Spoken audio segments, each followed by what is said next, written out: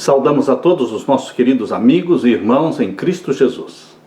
Aqui estamos para mais um estudo da lição da Escola Sabatina de número 5. Antes de iniciarmos o estudo, vamos orar ao nosso Deus. Pai querido que estás nos céus, na tua presença estamos para te adorar, para termos comunhão contigo, para aprendermos de Jesus, para aprendermos sobre como sermos mordomos fiéis e cuidarmos dos bens do nosso Senhor. Derrama sobre todos nós o Espírito Santo, dando-nos sabedoria, entendimento para entendermos e também pregarmos e espalharmos esta mensagem que nos torna cada vez mais fiéis, mais semelhantes a Jesus. Mensagem que faz do nosso Pai o Senhor de todas as coisas que temos e somos. Derrama, pois, o Espírito Santo sobre mim e os meus irmãos, em nome de Jesus. Amém. A lição número 5, mordomos após o Éden. O verso áureo: visto que fomos aprovados por Deus, a ponto de nos confiar Ele, o Evangelho, assim falamos, não para que agrademos aos homens, e sim a Deus que prova o nosso coração. 1 Tessalonicenses capítulo 2 e o verso 4. O primeiro trabalho de Adão e Eva envolvia mordomia. Deus lhes tinha dado o jardim e todas as criaturas para que eles cuidassem, desfrutassem e dominassem sobre eles, embora não fossem os donos de nada. Deus é o dono de todas as coisas. Em vez disso, eles eram simplesmente mordomos do que o Senhor lhes tinha confiado. Nesta semana, vamos examinar mais atentamente a definição de mordomo. Após a queda, depois que nossos primeiros pais foram expulsos do Jardim do Éden, o que significa ser mordomo? Lembre-se que no Jardim do Éden não existia o dízimo, não existiam as ofertas, mas no Jardim do Éden existia a árvore da ciência do bem e do mal, da qual Deus disse: não tocareis nela, não comereis dela o fruto, porque isto Deus reservou, Deus proibiu. Portanto, queridos, no Jardim do Éden existia sim algo requerido por Deus e que não deveria ser tocado. O que é mordomia? Mordomia não significa ser mordomo de 10% do dízimo. Mordomia significa ser mordomo de 100% de tudo que Deus nos deu. Deus é 100% o dono.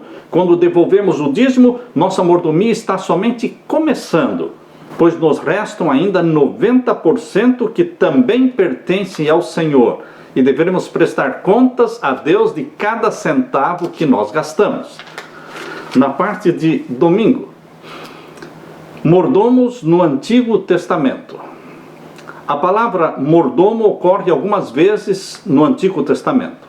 Na maioria dos casos, ela significa que aquele que administra a casa, que é o responsável pelo funcionamento de uma residência, isto é, um mordomo.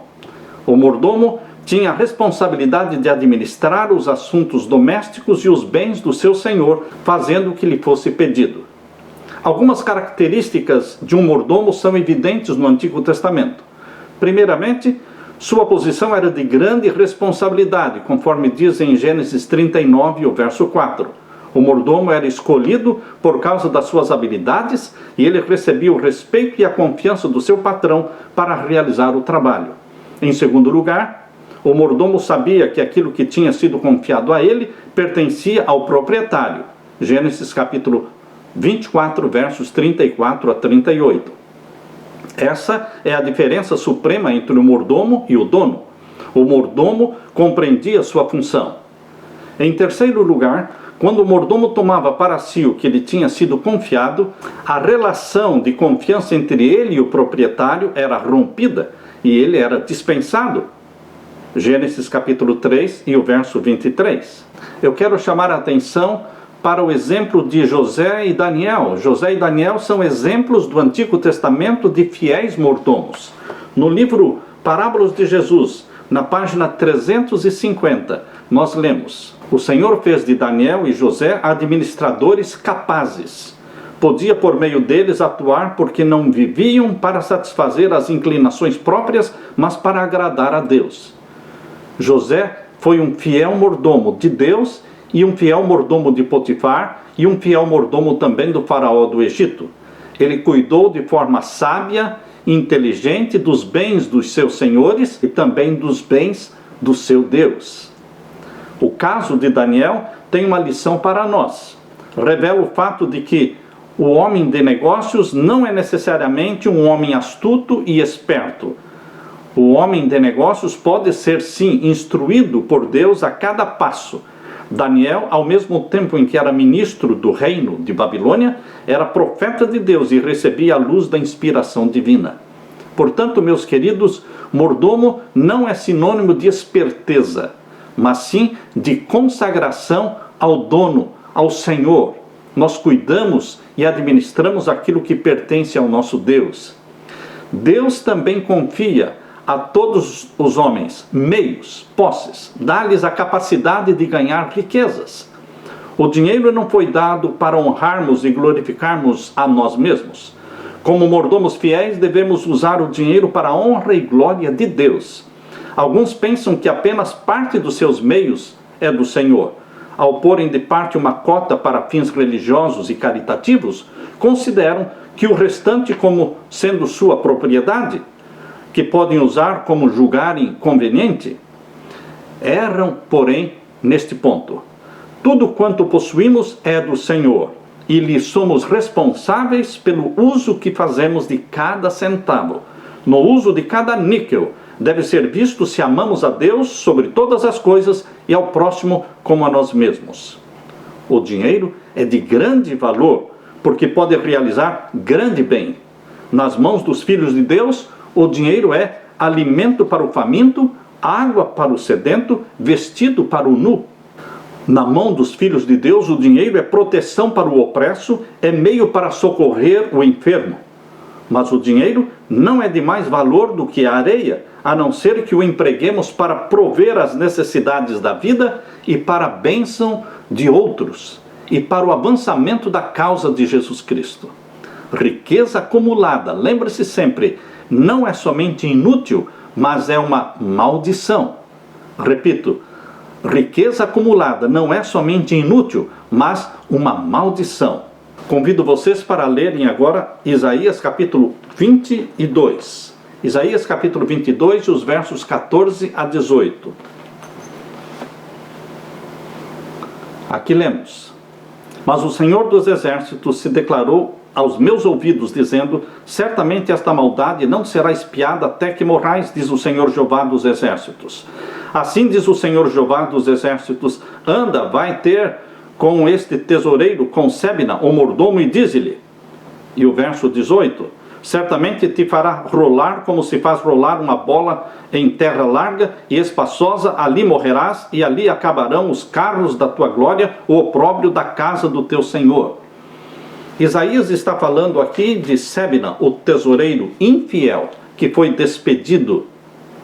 Durante o reinado de Ezequias, Sebna foi nomeado mordomo e tesoureiro, ambas importantes posições de autoridade. O que aconteceu com ele como resultado do abuso da sua posição? Ele foi expulso e morreu vergonhosamente. O mordomo, portanto, meus queridos, se identifica com o patrão. Aceita as responsabilidades de um mordomo e age em lugar do dono da casa, fazendo o que ele faria se estivesse no seu lugar. Os interesses do seu senhor se tornam seus interesses. A posição do mordomo é de dignidade, porque o patrão confia nele. Se de algum modo ele atua egoisticamente e reverte em proveito próprio as vantagens obtidas pela negociação com os bens do seu senhor, ele trai a confiança nele depositada. Na parte de segunda-feira, mordomos do Novo Testamento. Abra sua Bíblia em Lucas capítulo 16. Lucas capítulo 16 e os versos 1 a 9. Lucas capítulo 16 e os versos 1 ao verso 9. Aqui lemos. E dizia também aos seus discípulos: havia um certo homem rico, qual tinha um mordomo, e este foi acusado perante ele de dissipar os seus bens. E ele, chamando-o, disse-lhe: que é isto que ouço de ti? dá contas da tua mordomia, porque já não poderás ser mais o meu mordomo. Jesus contou uma parábola de um mordomo infiel. Agora eu quero ler para vocês o que está no livro Parábolas de Jesus, na página 369. Parábolas de Jesus, página 369, diz assim: os bens do Senhor tinham sido confiados ao mordomo infiel para propósitos que fossem beneficentes, mas este mordomo infiel os usou para si mesmo. Assim fora com o Estado de Israel. Deus escolhera a semente de Abraão. Com braço forte libertara-os da escravidão do Egito, fizera-os depositários da verdade sagrada para a bênção do mundo. Confiara-lhes os oráculos vivos para que comunicassem luz aos outros. Mas seus mordomos, neste caso o povo de Israel, usaram estas dádivas divinas para se enriquecerem e se exaltarem. Na parábola contada por Jesus Cristo do mordomo infiel, ele estava representando a posição infiel de Israel para com a missão que Deus lhes dera de evangelizar o mundo. O servo da parábola não fizera provisão para o futuro. Os bens a ele confiados para o benefício de outros usou-os para si próprio, porém pensou só no presente. Nunca foi intenção de Deus, diz aqui na página 370 do Parábolas de Jesus, nunca foi intenção de Deus que houvesse tanta miséria no mundo. Nunca pretendeu que um homem tivesse abundância dos luxos da vida, enquanto os filhos dos outros houvessem de chorar por pão. Diz o Senhor, em Lucas capítulo 12, verso 33, vendei o que tendes e dai esmolas. E também em 1 Timóteo 6, 18, repartam de boamente e sejam comunicáveis. E também em Lucas capítulo 14, verso 13, quando fizeres convite, chama os pobres, aleijados, mancos e cegos. Que soltes as ligaduras da impiedade, desfaças as ataduras do jugo, deixes livres os quebrantados e despedaces todo o jugo. Isso está em Isaías capítulo 58, versos 6 e 7. Repartas o teu pão com o faminto e recolhas em casa os pobres desterrados. Vendo nu, o cubras e fartes a alma aflita. Ide por todo o mundo, pregai o evangelho a toda criatura. Aqui está a missão que Deus deu para Israel. Israel, como mordomo infiel, falhou. Será que nós estamos como mordomos fiéis de Deus, como Israel espiritual de Deus, cumprindo com a nossa missão? Ah, quantos se estão apropriando das dádivas de Deus? Quantos estão comprando uma casa após outra casa, um terreno após outro terreno? Quantos estão gastando seu dinheiro em prazeres, na satisfação do apetite, em casas, em mobílias, em vestidos extravagantes? Seus semelhantes são abandonados à miséria e ao crime, à enfermidade e à morte. Multidões estão perecendo sem um olhar de compaixão, sem uma palavra ou ato de simpatia. Estão dissipando os bens a eles confiados. O Senhor declara: chegar-me-ei a vós para juízo, e serei uma testemunha veloz contra os que defraudam o jornaleiro, o empregado, e pervertem o direito da viúva, e do órfão, e do estrangeiro. Roubará o homem a Deus? Todavia vós me roubais. E dizeis: em que te roubamos? Nos dízimos e nas ofertas alçadas. Com maldição sois amaldiçoados, porque me roubais a mim, vós toda a nação. Malaquias capítulo 3. Ei agora, pois, vós ricos, as vossas riquezas estão apodrecidas, e os vossos vestidos estão comidos da traça. O vosso ouro e a vossa prata se enferrujaram, e a sua ferrugem dará testemunho contra vós. Entesourastes para os últimos dias, deliciosamente vivestes sobre a terra, e vos deleitastes. Eis que o jornal dos trabalhadores que ceifaram as vossas terras e que por vós foi diminuído, clama. E os clamores dos que ceifaram entraram nos ouvidos do Senhor dos Exércitos. Isso está em Tiago, capítulo 5, versos 1 a 3, 5 e 4. Deus, Cristo e os anjos estão ministrando os enfermos, os que padecem e os pecadores. Você e eu devemos nos entregar a esta obra juntamente com Deus, usar os dons que Deus nos deu para este propósito e entrar em sociedade com o Pai, com o Filho e com os anjos, servindo os que padecem, servindo os enfermos e os pecadores. Nosso coração palpitará em harmonia com o coração de Deus. Assemelhar-nos-emos a Deus no caráter. Vamos abrir a palavra de Deus em 1 Coríntios capítulo 4 e o verso 1 e 2. Primeira carta de Paulo aos Coríntios, capítulo 4 e os versos 1 e 2. Aqui lemos: que os homens nos considerem como ministros de Cristo, dispenseiros dos mistérios de Deus. Além disso, requer-se nos dispenseiros que cada um se ache fiel.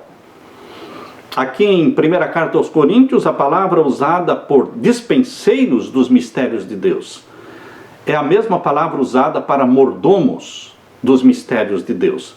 Mordomos, e Deus quer que cada mordomo seja encontrado fiel.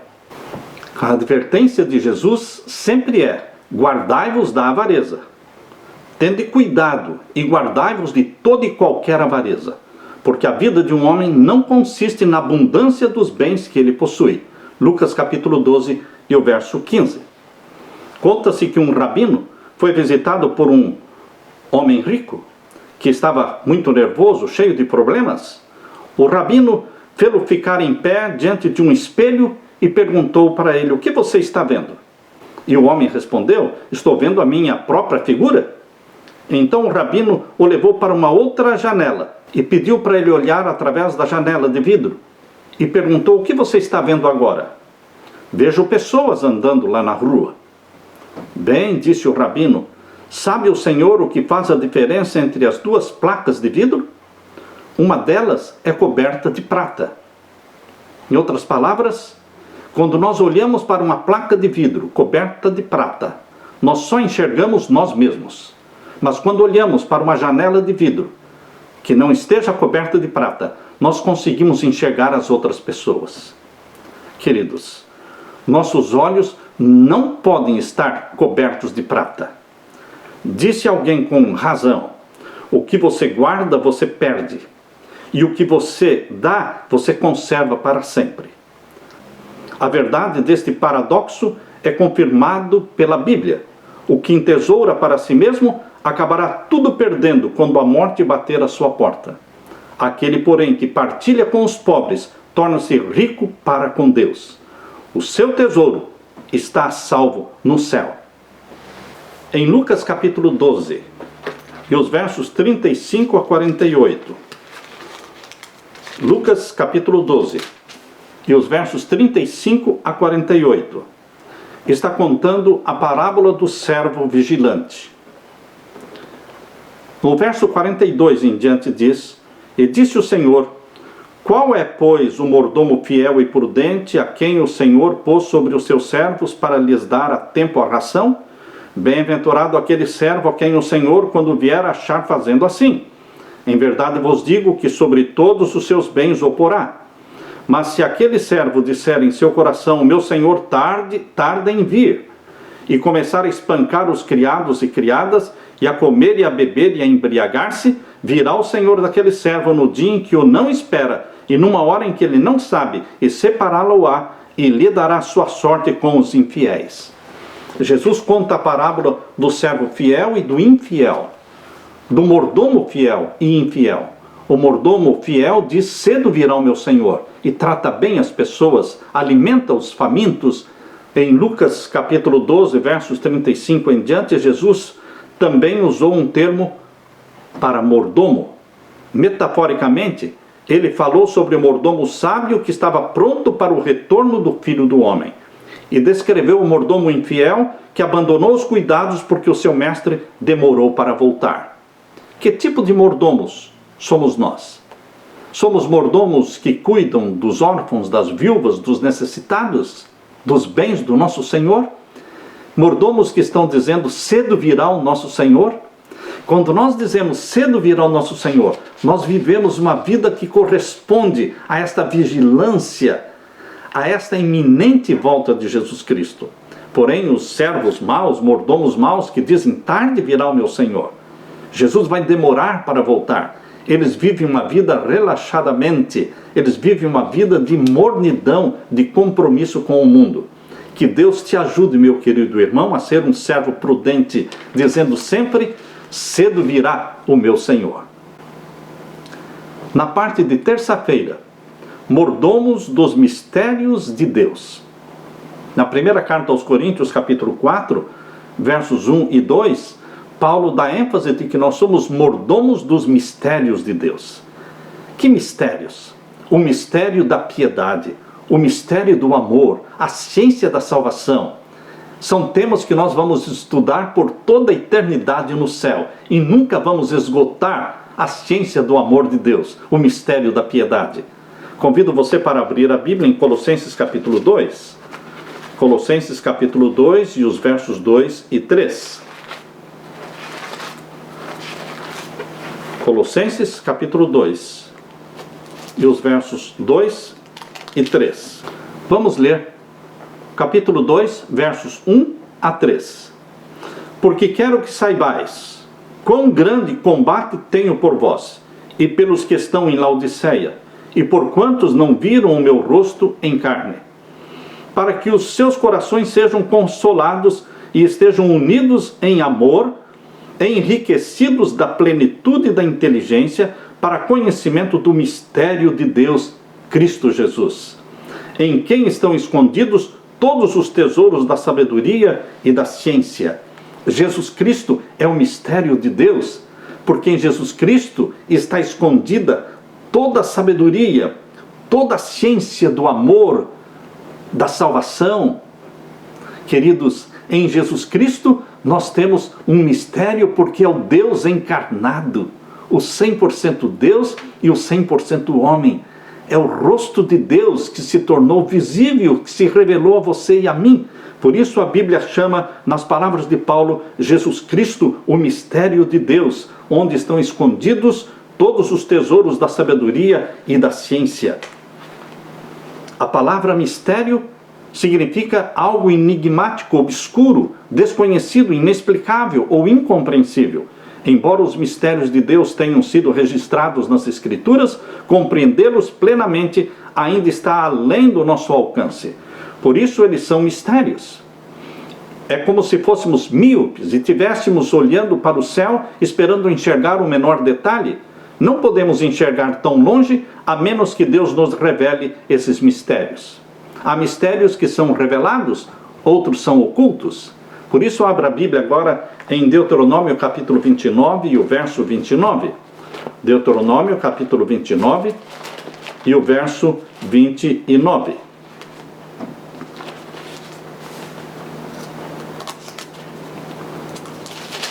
Deuteronômio 29, 29. As coisas encobertas são para o Senhor nosso Deus, porém as reveladas são para nós e para os nossos filhos, para sempre, para cumprirmos todas as palavras desta lei. Deveremos nos alimentar das coisas reveladas por Deus, e deveremos deixar de lado as coisas encobertas, não ficarmos fazendo conjecturas, não levantando hipóteses e teorias naquilo que Deus não revelou. Deus deixou para você as coisas reveladas para que nos alimentemos delas. Somos mordomos de coisas que não entendemos completamente. Conhecemos apenas o que a revelação e as Escrituras nos mostram. Nossa maior mordomia é viver como servos de Cristo, encarregados dos mistérios de Deus. Como mordomos de Deus, Deus deseja que cuidemos da verdade que Ele revelou e que a preservemos, ensinemos e protejamos esta verdade. Nossa maneira de fazer isto é a verdadeira mordomia, e significa que estamos conservando o mistério da fé com uma consciência pura. O maior de todos os mistérios é que todos poderemos experimentar a Jesus, a esperança da glória. O plano da salvação é sobrenatural e não o podemos compreender plenamente. O fato de que o Criador de todas as coisas desceu a esta terra e foi manifestado em carne é um mistério.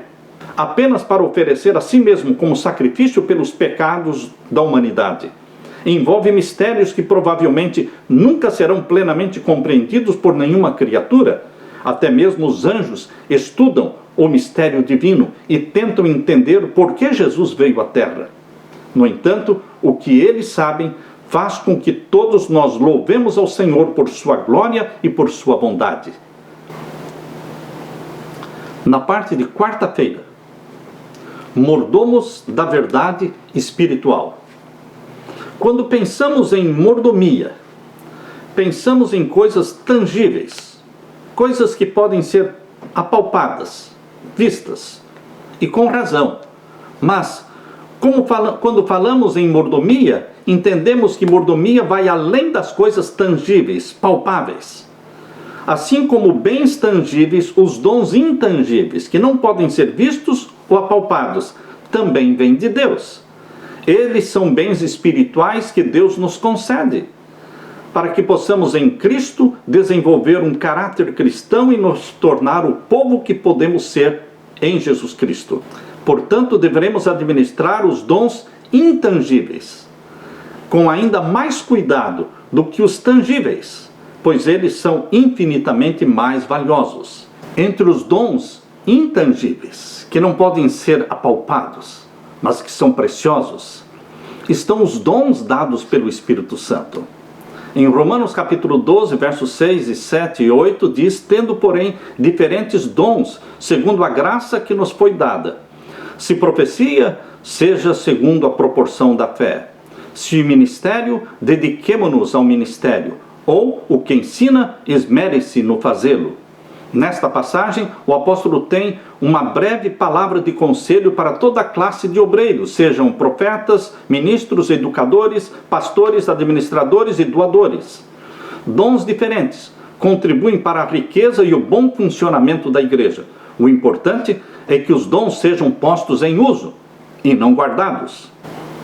Diferentes da propriedade e do dinheiro, que se gastam com uso, os dons eles podem ser aumentados ao serem usados. Nesse aspecto, parecem-se mais com músculos que se desenvolvem com o exercício e se atrofiam com o desuso.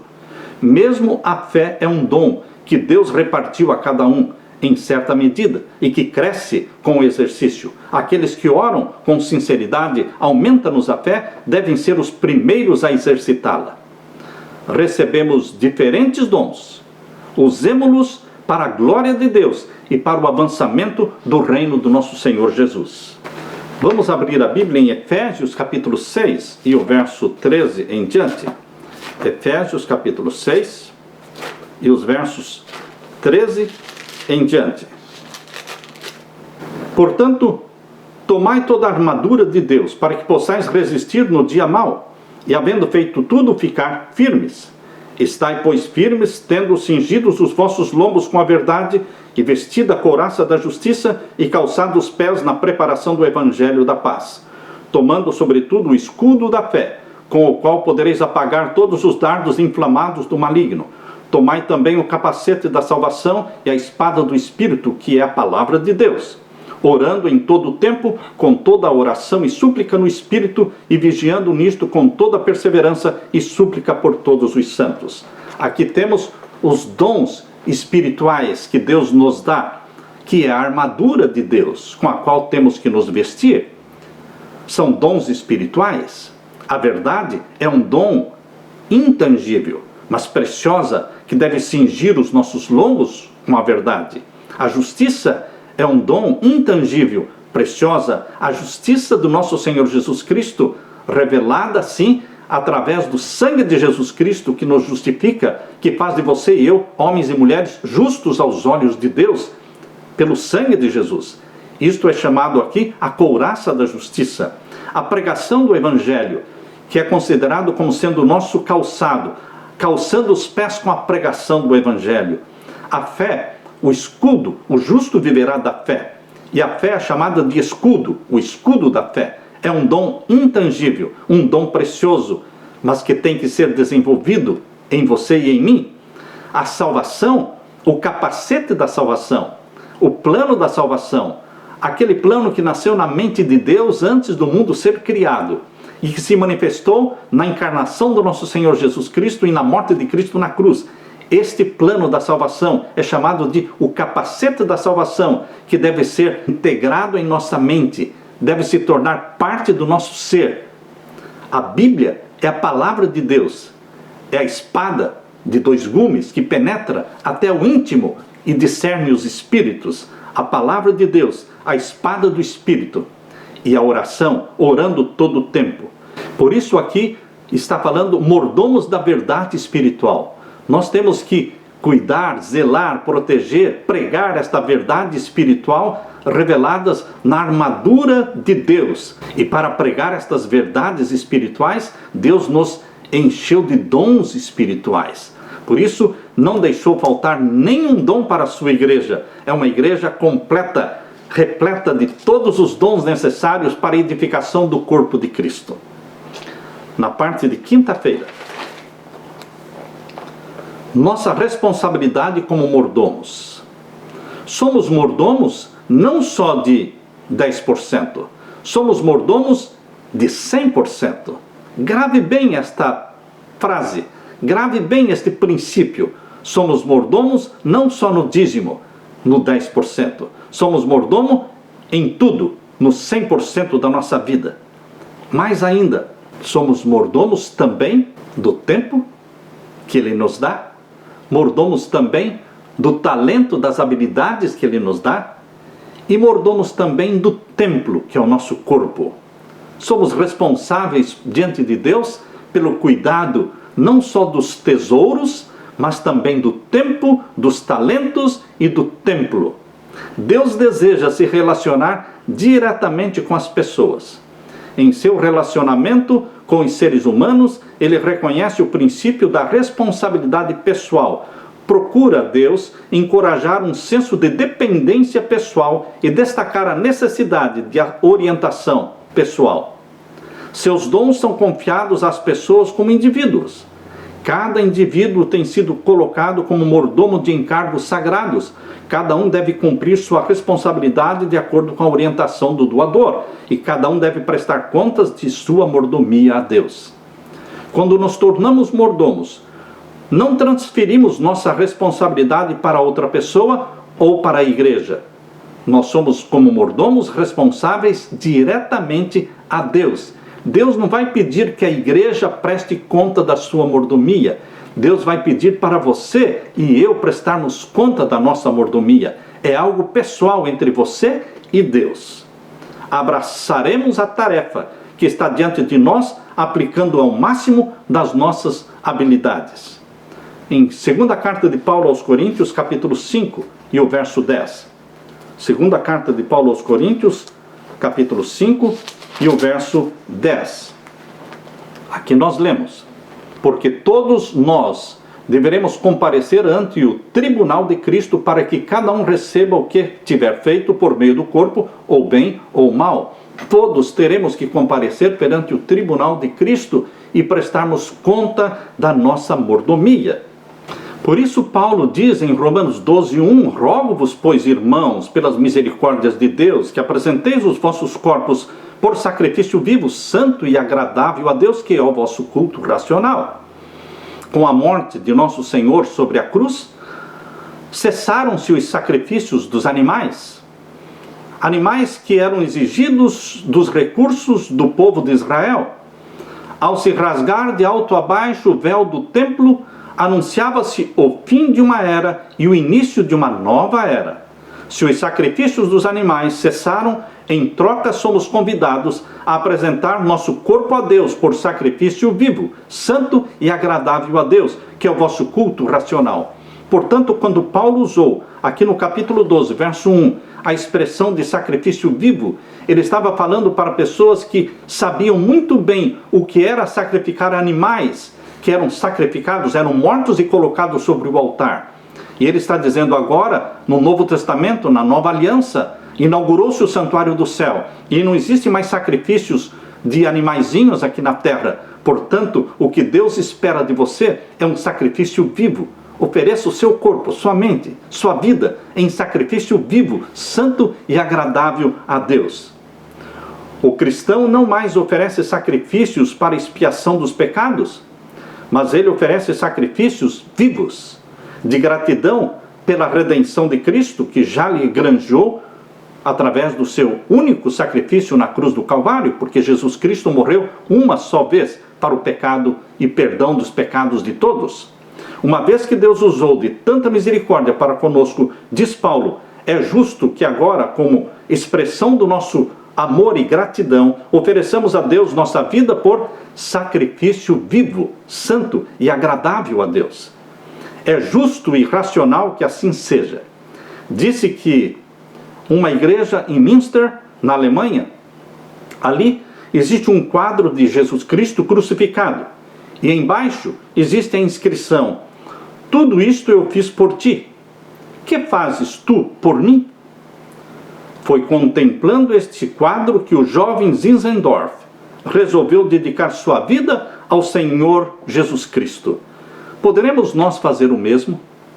Cristo fez tudo por nós. O que é que estamos fazendo por Ele? Quero terminar lendo 1 Timóteo capítulo 6 e os versos 18 e 19. Que pratiquem o bem, que sejam ricos de boas obras, generosos em dar e prontos a repartir, que acumulem para si mesmos tesouros, sólido fundamento para o futuro, a fim de se apoderarem da verdadeira vida. Queridos, sempre houve na igreja pessoas que, como Barnabé, desfizeram-se dos seus bens para aliviar as necessidades do próximo. Houve mesmo pessoas que passaram por alto suas necessidades para socorrer os outros, num verdadeiro espírito de fraternidade cristã. Não somente na igreja apostólica havia pessoas movidas de genuíno altruísmo. Hoje ainda podemos encontrar pessoas que têm o mesmo espírito. Fritz Kreisler, o famoso violinista, pertencia a essa elite espiritual, para a qual a generosidade era tão natural como é para uma rosa exalar o seu perfume. Eis o testemunho de Fritz Kreisler, o famoso violinista. Ele disse: não considero como me pertencendo o dinheiro que ganho. É apenas um fundo que é confiado aos meus cuidados para um desembolso apropriado. Procuro constantemente reduzir ao mínimo minhas necessidades. Sinto-me moralmente culpado se encomendo uma refeição cara, porque isto priva algum outro de uma fatia de pão, ou talvez alguma criança de 1 litro de leite. Minha querida esposa, diz Fritz Kreisler, tem sobre o assunto exatamente a mesma opinião que eu. Os senhores sabem o que eu como, sabem como eu me visto. Em todos estes anos do meu chamado êxito como violinista, não construímos ainda uma casa própria. Entre a casa e nós, acham-se todos os pobres destituídos de lar de todo o mundo. Queridos, aqui estava um homem que sentia sobre si o peso de ajudar os necessitados, de estender a mão para as viúvas, para os órfãos, vestindo-o nu, alimentando o faminto. Quantas vezes não oramos pelo poder pentecostal que operava na igreja primitiva? Mas se queremos sinceramente este poder pentecostal que existia na igreja primitiva, devemos orar para sermos enchidos do mesmo Espírito Santo. Lucas assim caracteriza a igreja naquele tempo primitivo, dizendo: da multidão dos que creram, era um o coração e a alma. Ninguém considerava exclusivamente seu uma coisa que possuía. Tudo, porém, lhes era comum. Atos 4:32. Poderia a pena da inspiração dizer o mesmo de você e de mim? Descubra a alegria de servir. Numa das conferências do Dr. George Truett, ele propôs que o segredo da felicidade consistia em aceitar a Cristo como Salvador e servi-lo como mestre. Um jovem milionário estava entre os presentes. Ele bebia, jogava, levava a vida de um boêmio, mas sentia-se miserável. Impressionado com o sermão, ele foi para a frente e fez profissão de fé. 6 meses depois, o jovem voltou ao Dr. Truett e lhe disse: o Senhor me enganou. O Senhor me fez crer que se eu aceitasse a Cristo seria feliz. Não me sinto nada feliz. Eu costumava beber, jogar, dançar, mas por respeito à igreja não faço nada disto agora. Quero, pois, que retire o meu nome da lista de membro da igreja, porque eu vou voltar à vida que eu gostava antes. O Dr. Truett lhe respondeu: jovem, não tenho direito de tirar o seu nome do livro da igreja, mas penso que sei qual é o seu problema. Se você fizer o que eu lhe pedir, e ainda quiser que o seu nome seja riscado da igreja, pedirei à igreja que o faça.